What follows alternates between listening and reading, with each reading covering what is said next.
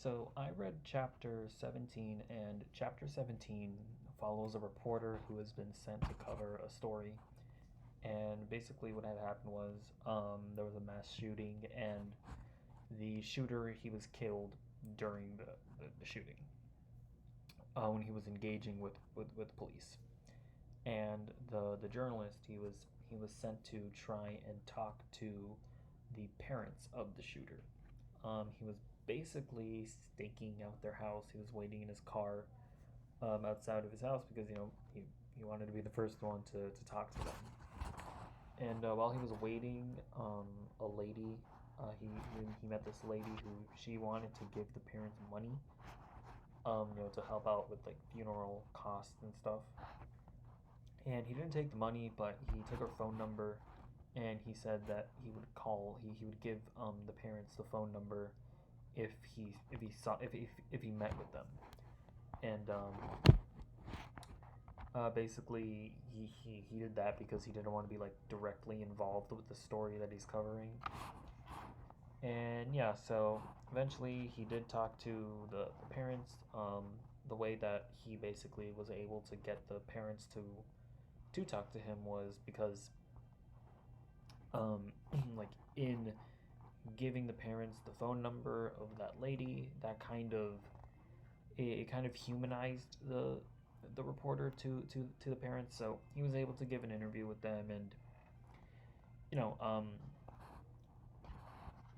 he during the interview, um,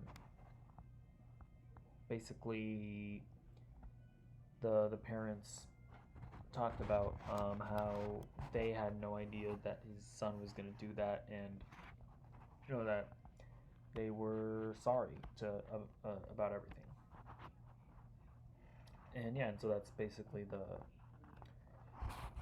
story, and it does end a little. I mean, obviously the whole thing is sad, but the parents, due to just like not wanting to deal with the media, they actually they were from Bosnia, and they moved back to Bosnia.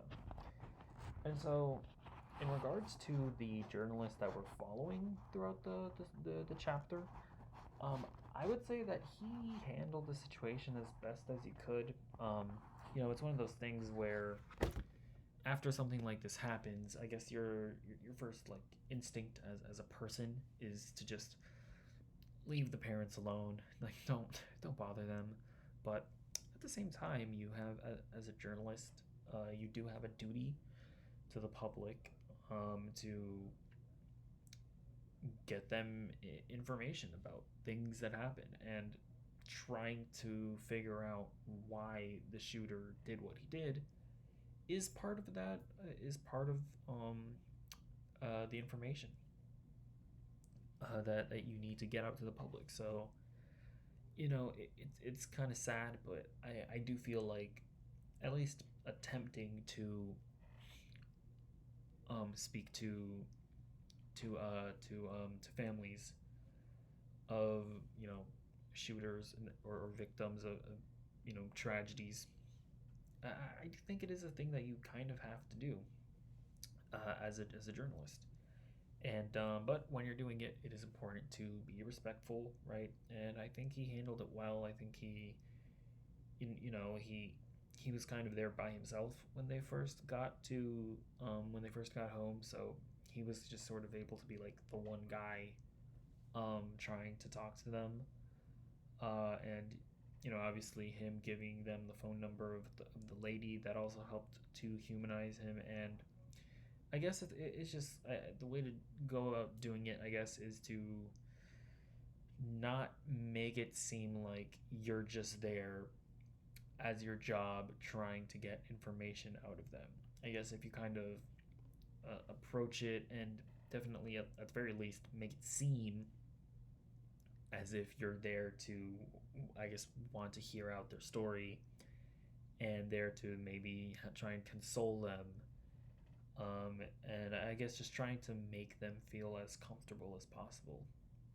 Um, Obviously, like after the guy did what he did, and it's just swarms of media people came at the family, trying to get interviews with them, and that point, yeah, I can definitely understand why the family just didn't want to deal with that anymore.